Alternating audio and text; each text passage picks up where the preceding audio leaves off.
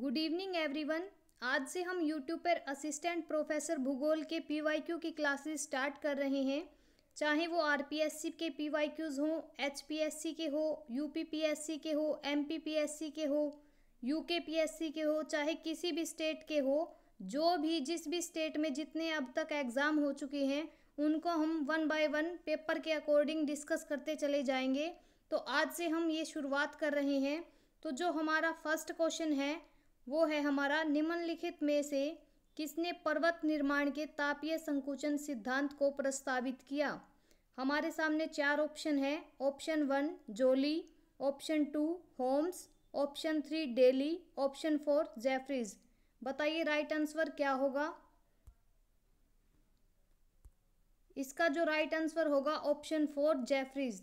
Jefferies है, उन्होंने पर्वत निर्माण के तापीय संकुचन सिद्धांत को प्रस्तावित किया था। अब हम पर्वत निर्माण के जो और अन्य सिद्धांत हैं उनको भी देख लेते हैं कि कौन सा सिद्धांत किसने दिया था। जैसे तापीय संकुचन सिद्धांत है, ये जेफरीज के द्वारा दिया गया था।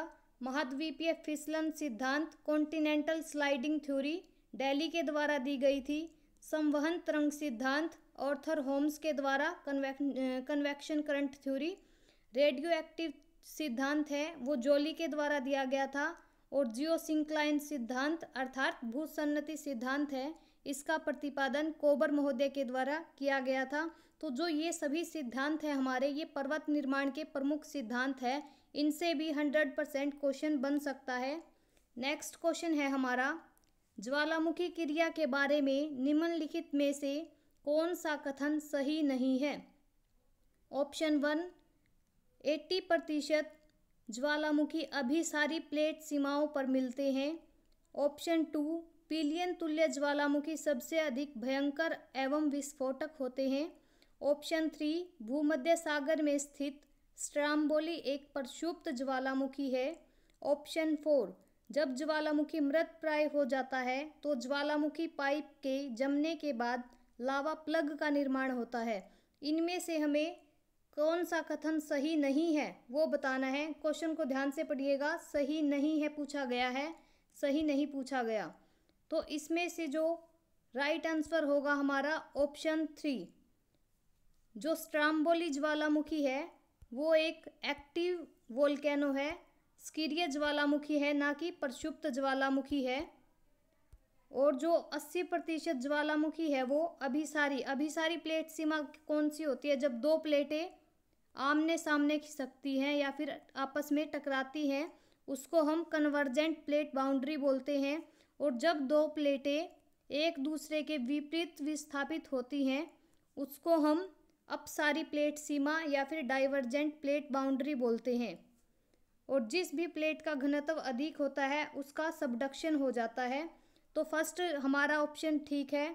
सेकंड ऑप्शन पिलियन तुल्य ज्वालामुखी सबसे अधिक भयंकर और विस्फोटक होता है, ये भी सही बात है। ऑप्शन 3 भूमध्य सागर में स्थित स्ट्राम्बोली एक प्रक्षुब्ध ज्वालामुखी नहीं है, बल्कि क्या है, ये एक सक्रिय ज्वालामुखी है, इसलिए हमारा ऑप्शन 3 सही हो जाएगा अकॉर्डिंग टू ऑप्शन। और ऑप्शन 4 है जब ज्वालामुखी मृत प्राय हो जाता है, यानी कि जब ज्वालामुखी से लावा निकलना बंद हो जाता है तो जो लावा है वो प्लग का निर्माण करता है, यानी कि जो दरारें हैं उसमें लावा का जमाव होना स्टार्ट हो जाता है। तो इसका हमारा ऑप्शन हो जाएगा ऑप्शन 3 ही करेक्ट आंसर है हमारा।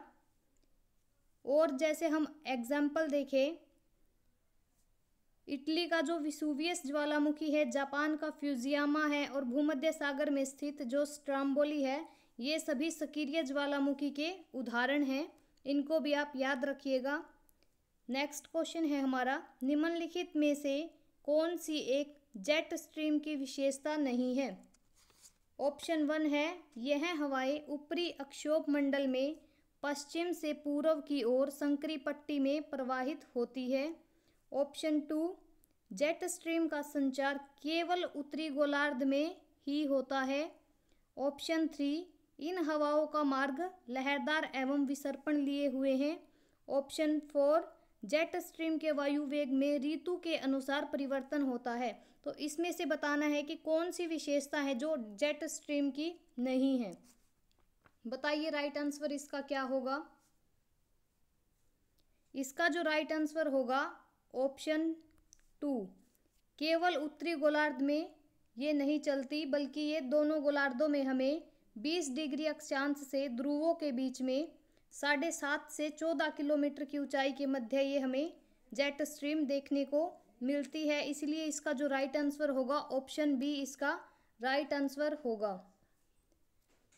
नेक्स्ट क्वेश्चन है हमारा, दो पारिस्थितिक तंत्रों के मध्य के संक्रमण अक्षेत्र को क्या कहते हैं? Option A 1 biome, option 2 ecotone, option 3 biotope and option 4 उपयुक्त में से कोई नहीं। बताइए राइट आंसर इसका क्या होगा? इसका जो राइट आंसर होगा वो होगा ऑप्शन 2 इकोटोन। इकोटोन क्या होता है? ये कोई स्थलीय पारिस्थितिकी तंत्र है और ये है जलीय पारिस्थितिकी तंत्र। तो इन दोनों के जो मध्य का ये जो भाग है इसको हम इकोटोन बोलते हैं। जो इकोटोन वाला क्षेत्र होता है इसमें स्थलीय पारिस्थितिक तंत्र और जलीय पारिस्थितिक तंत्र यानी कि जलीय और स्थलीय दोनों इकोसिस्टम की हमें विशेषताएं देखने को मिलती हैं। इसीलिए इस क्षेत्र को इकोटोन कहा जाता है। इस कारण से इसका जो राइट आंसर होगा ऑप्शन 2 होगा। नेक्स्ट क्वेश्चन है हमारा, निम्नलिखित में से कौन सा ग्रामीण अधिवासों का कार्य है? ऑप्शन 1 वानिकी एवं खनन, ऑप्शन 2 दुग्ध व्यवसाय, ऑप्शन 3 मछली पालन एंड ऑप्शन 4 उपयुक्त सभी। बताइए इसका राइट आंसर क्या होगा? इसका जो राइट आंसर होगा ऑप्शन 4 होगा उपयुक्त सभी। क्योंकि ग्रामीण अधिवासों में क्या होता है, जो ग्रामीण जनसंख्या है वो अधिकतर जो जनसंख्या है गाँवों की वो प्राथमिक क्रियाकलापों में हमें नज़र आती है। जैसे कृषि उनका मुख्य व्यवसाय है, कृषि का कार्य करती है, मछली पालन करती है, पशुपालन करती है, खनन का कार्य करती है। ये सभी क्या है, जो ये प्राइमरी इकोनॉमिक एक्टिविटीज़ हैं हमारी, ये सारी पर्यावरण पर ज़्यादा निर्भर है। इस कारण से जो ग्रामीण अधिवास के लोग हैं वो मुख्यतः जो प्राथमिक क्रियाकलाप है उनमें लगे होते हैं और प्राथमिक क्रियाकलाप ही उनका प्रमुख कार्य होता है। इसीलिए जो इसका राइट आंसर होगा ऑप्शन 4 होगा। इसमें वानिकी एवं खनन, दुग्ध व्यवसाय, मछली पालन ये सभी ग्रामीण अधिवासों के कार्य में शामिल होंगे। नेक्स्ट क्वेश्चन है हमारा, वह स्थान जहां भूकंपीय घटना का सर्वप्रथम अनुभव किया जाता है क्या कहलाता है? ऑप्शन 1 केंद्र, ऑप्शन 2 अधिकेंद्र, ऑप्शन 3 कोर, ऑप्शन 4 उपयुक्त में से कोई नहीं। तो इसका जो राइट आंसर होगा वो बताइए क्या होगा? इसका जो राइट आंसर होगा वो अधिकेंद्र, जिसको इंग्लिश में एपिसेंटर बोलते हैं।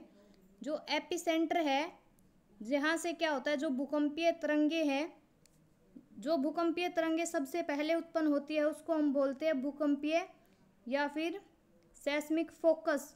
ये जो जहाँ से उत्पन्न होती है उसको हम फोकस बोलेंगे। और जहाँ पर भूकंपीय तरंगों का अनुभव किया जाएगा सबसे पहले, जैसे ये अर्थ सरफेस है यहाँ पे सबसे पहले अनुभव किया गया, तो इसको हम एपिसेंटर बोलेंगे। तो जो इसका राइट आंसर है वो होगा ऑप्शन बी एपिसेंटर या फिर अधिकेंद्र इसका राइट आंसर है।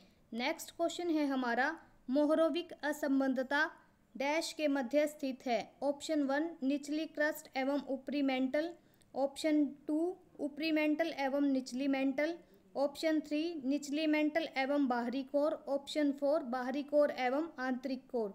बताइए इसका राइट आंसर क्या होगा? इसका जो राइट आंसर होगा ऑप्शन ए होगा। इसकी जो कंटिन्यूटी है उसकी हम एक ट्रिक है, जैसे कोनार्ड क म र गु ल कमरगुल। सी से क्या होगा कोनार्ड, एम से होगा मोहो, आर से होगा रैपिटी और जी से होगा गुटेनबर्ग और एल से होगा लेहमैन।